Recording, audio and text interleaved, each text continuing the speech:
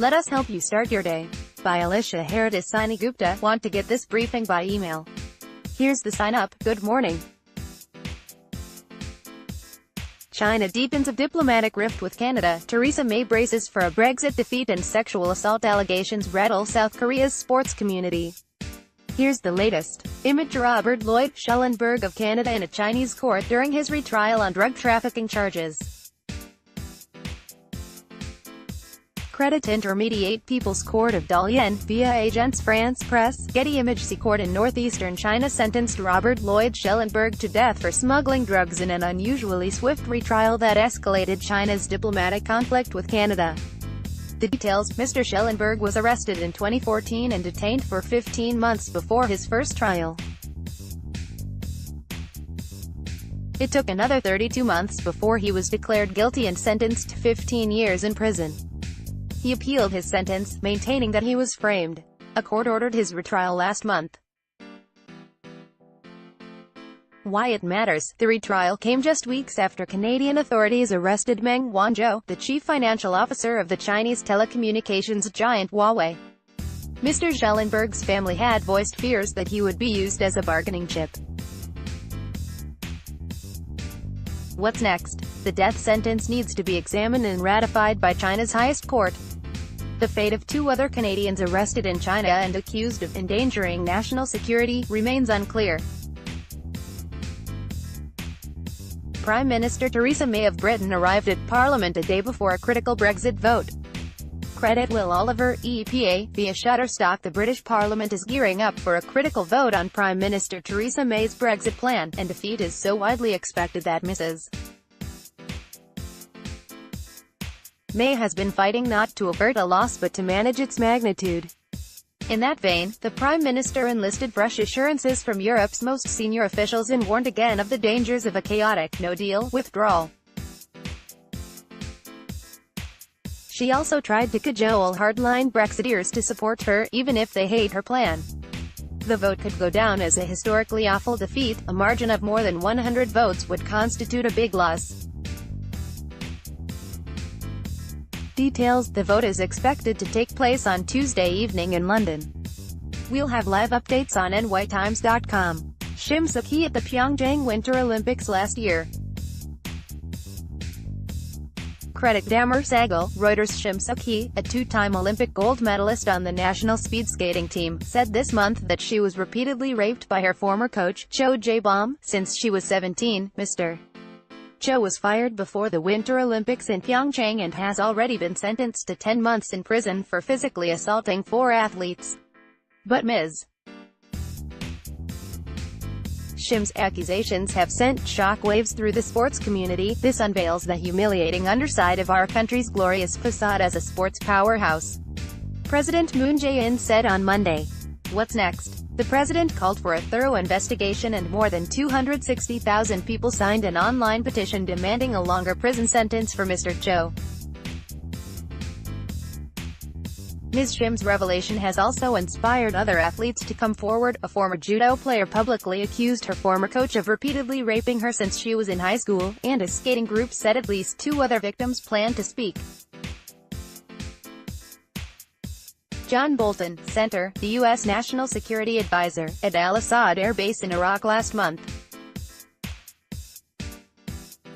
Credit Andrew Harnack, Associated Press. Last year, after Iranian-backed militants fired rockets into an empty lot at the U.S. Embassy in Baghdad, President Trump's National Security Advisor, John Bolton, asked for military options to strike Iran. The request alarmed several Pentagon officials, including Jim Mattis, then the Defense Secretary. Mr. Mattis or other military leaders opposed retaliating, arguing that the attack was insignificant. In the end, that position won out. But now senior Pentagon officials are voicing concern that Mr. Bolton's policy of isolating and pressuring Iran could set off an armed conflict. In Saudi Arabia, Secretary of State Mike Pompeo met with Crown Prince Mohammed bin Salman to discuss several thorny issues that have weakened the Saudi-US alliance, including the killing of the journalist Jamal Khashoggi. At the same time, Mr. Pompeo reaffirmed the two nations' shared opposition to Iran's regional policies. Russia investigation. President Trump's Attorney General nominee said he would allow the special counsel Robert Mueller to finish his investigation, seeking to allay Democrats' fears.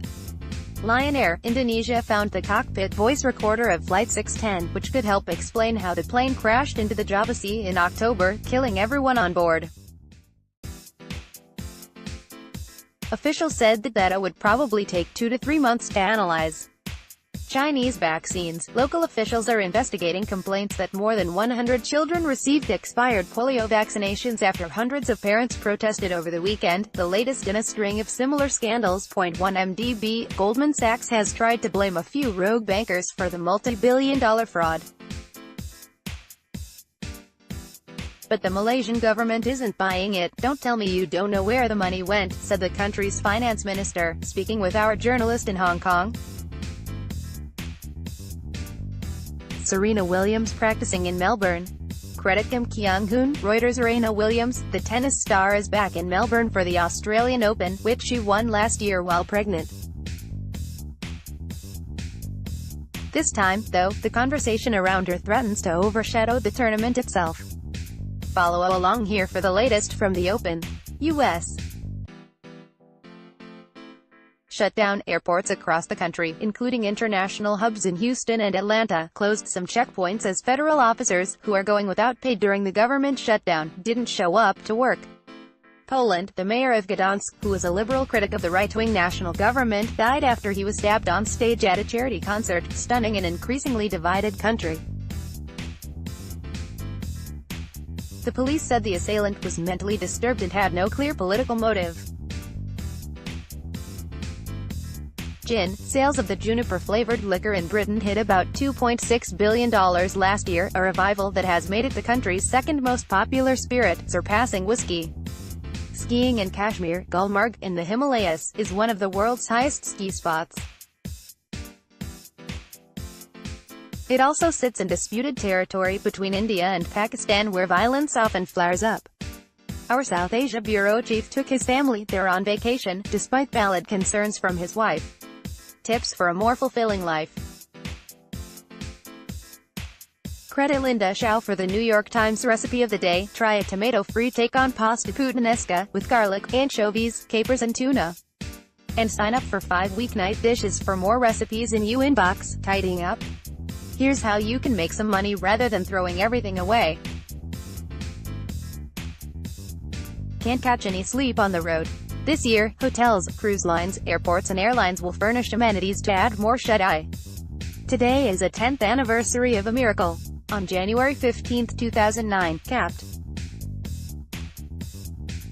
Chesley Sullenberger safely ditched his U.S. Airways Airbus A320 in the Hudson River after striking a flock of geese while taking off from New York City. Passengers waiting to be rescued on the wings of a U.S. Airways Airbus A320 that was safely ditched in the Hudson River in 2009, credits Stephen Day, Associated Press. But the so-called miracle on the Hudson hardly stands alone. In 1982, a British Airways crew glided its Boeing 747 down when volcanic ash clogged all 4 engines. A pilot landed near New Orleans when his Boeing 737's engines flamed out in a storm in 1988, and a DHL crew survived a missile strike. Soon after taking off on a cargo flight from Baghdad to Bahrain on November 22, 2003, their Airbus A300 was hit by a surface-to-air missile launched by Iraqi insurgents. The damage made its flight controls inoperable. Using only the engines to control the plane's direction and altitude, the crew headed back to the airport and landed their aircraft, mostly, on the runway. Where's their Tom Hanks movie? Zach Wichter wrote today's backstory. Your morning briefing is published weekday mornings and updated online. Sign up here to get it by email in the Australian, Asian, European or American morning. You can also receive an evening briefing on U.S. weeknights. And our Australia bureau chief offers a weekly letter adding analysis and conversations with readers. Browse our full range of Times newsletters here. What would you like to see here? Contact us at AsiaBriefing@nytimes.com.